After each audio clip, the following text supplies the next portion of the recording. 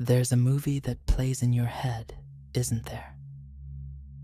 It only screens late at night when the house is quiet and the day's distractions have faded away. It's a short film, sometimes just one scene. The scene where you said the thing you can't unsay. The moment you made a choice that permanently altered the landscape of your life or someone else's. You watch it again and again, not as a memory, but as an unsolved problem. You become a detective, a scriptwriter, an editor, desperately searching for a different take, a deleted scene, a path where the story could have gone another way. You think, if I could just go back to that 1 minute, that single conversation, that split-second decision before the car turned, before the words left my mouth, before I clicked send, then everything would be different. Everything would be fixed. This deep, private ache for a do-over is one of the most human things we experience.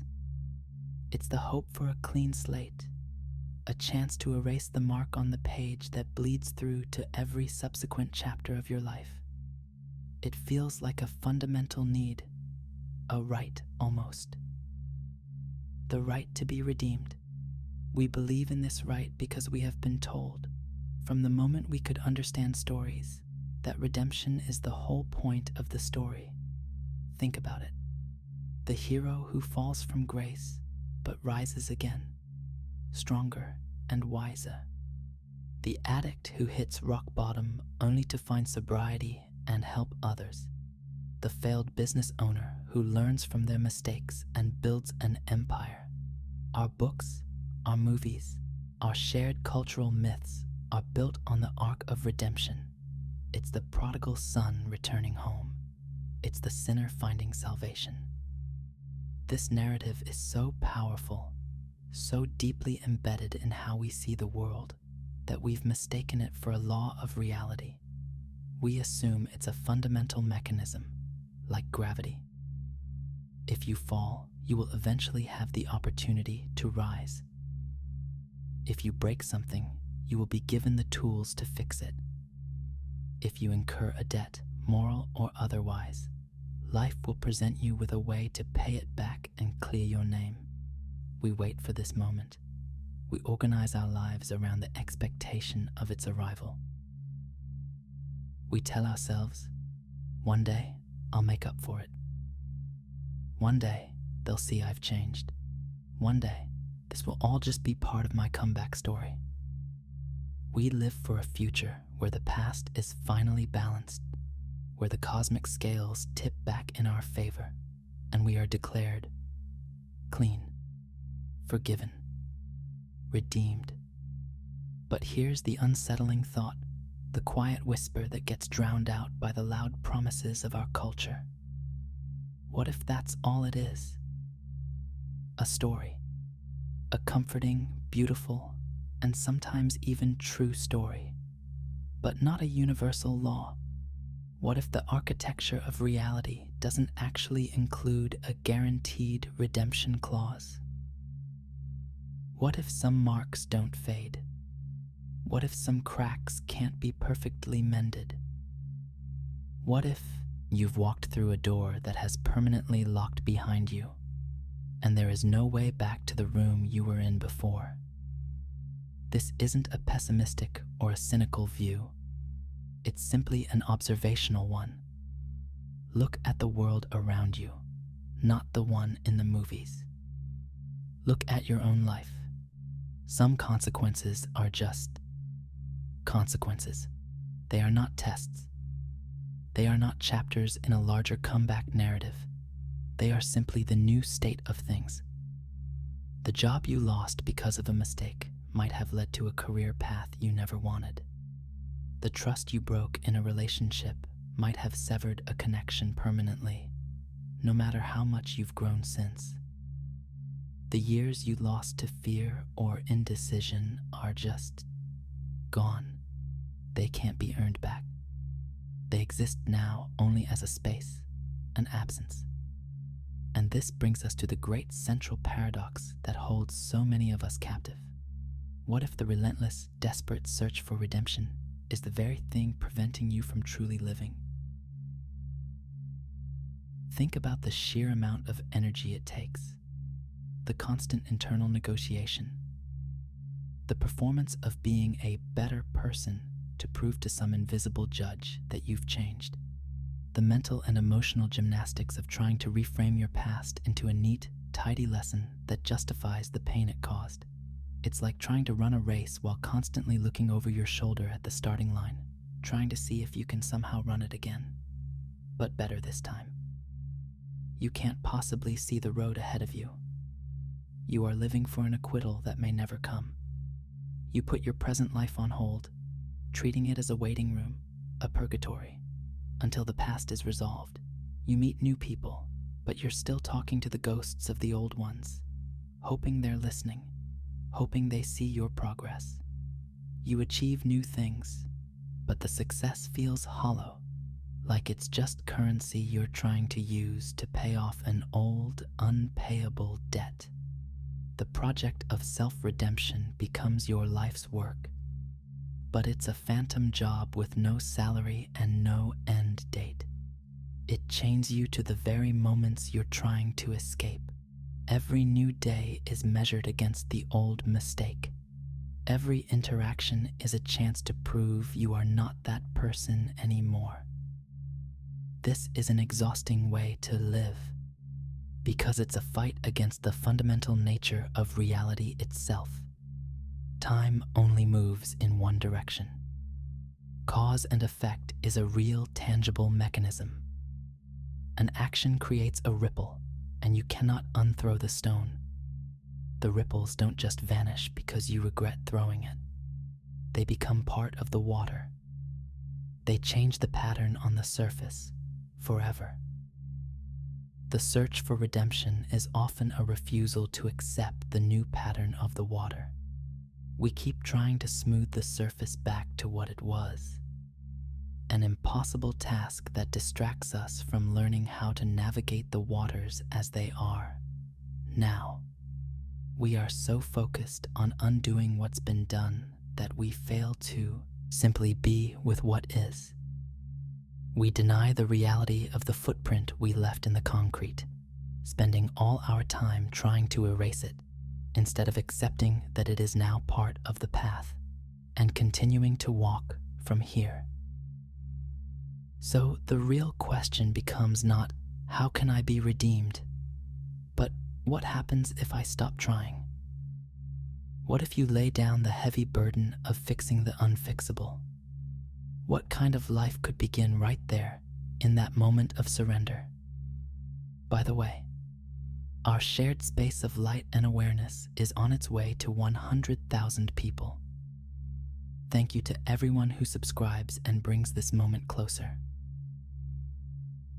So what happens when you stop trying to earn a redemption that isn't for sale? At first, it might feel like failure, like you're giving up.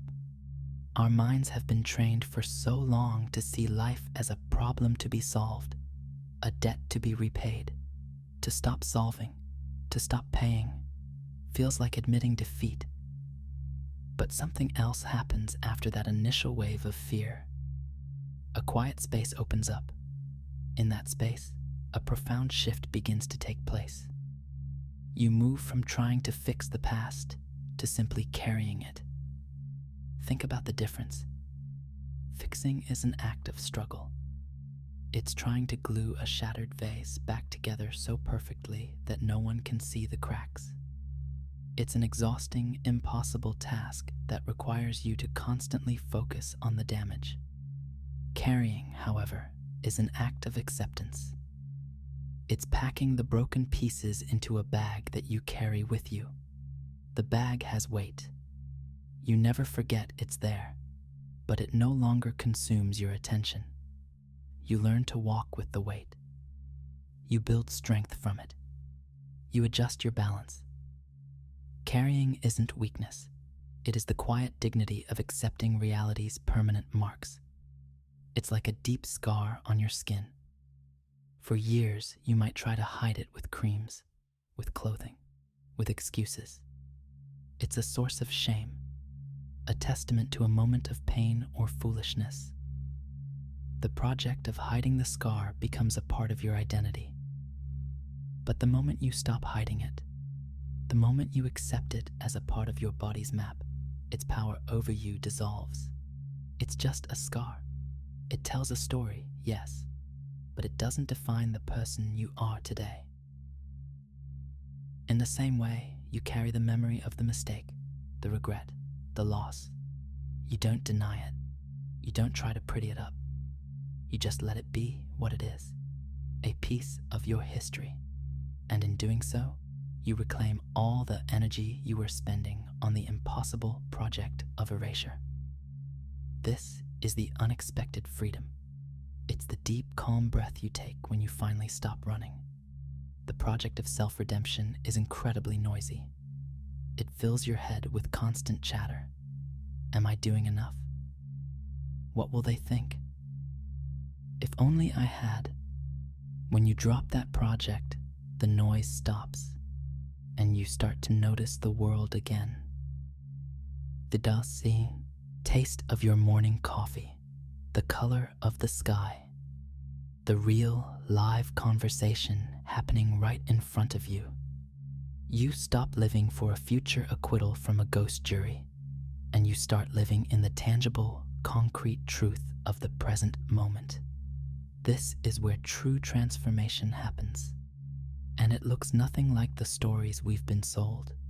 The grand transformation we're all hoping for isn't about becoming a new, clean person. It's not a factory reset. The architecture of your being doesn't allow for that. Every experience, every choice, every moment is baked into the foundation of who you are.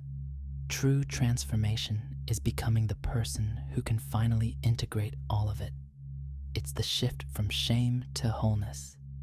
It is the capacity to look at the entirety of your life, the beautiful, the ugly, the brilliant, the shameful, and not flinch.